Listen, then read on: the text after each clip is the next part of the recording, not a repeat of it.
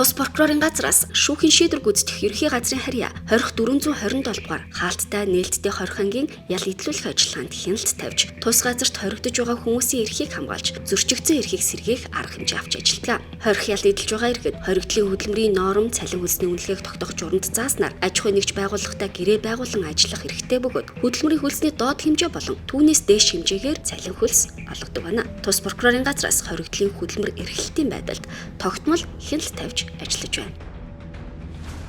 Богнор дүүргийн прокурорын газраас шүүхийн шийдвэр гүйцэтгэх ерөнхий газрын харьяад 427 дугаар нээлттэй хаалттай ингээд хорих хайл эдэлж байгаа иргэдийн хорих хайл эдлүүлэх ажиллагаанд хяналт тавин ажилладаг.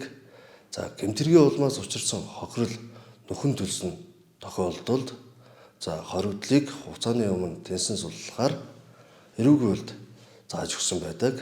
Прокурорын байгууллагаас 2024 оны 9-р сарын байдлаар хорих хайл эдэлж байгаа 38 иргэнд 3 хуулийн этгээдтэй гэрээ байгуулан хөдөлмөр эрхлүүлэх, 34 иргэнд хорих ангийн өөрийн үйлдвэрлэлд хөдөлмөр эрхлэх 134 зөвшөөрлөг олгон ажлын байраар хангаж бусдад учруулсан гэм хорын хохиролд 29 сая орчим төгрөгийг төлөвлөсөн байна.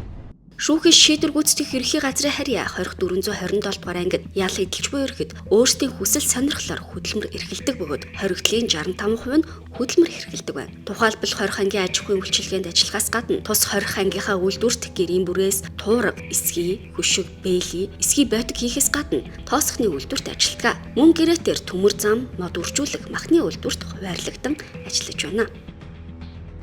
Цалинтай ажлын байраар хангацснаар ач холбогдмол хоригдлуудын зүгээс бол хохирол төлбөрөөр бүрэн төлчихөж байгаа. Одоо үүнээс шагналын хоног бас урамшуулж байгаа. Шагналын хоног сард 10 хүртэлх хоногийг бол өгч байгаа.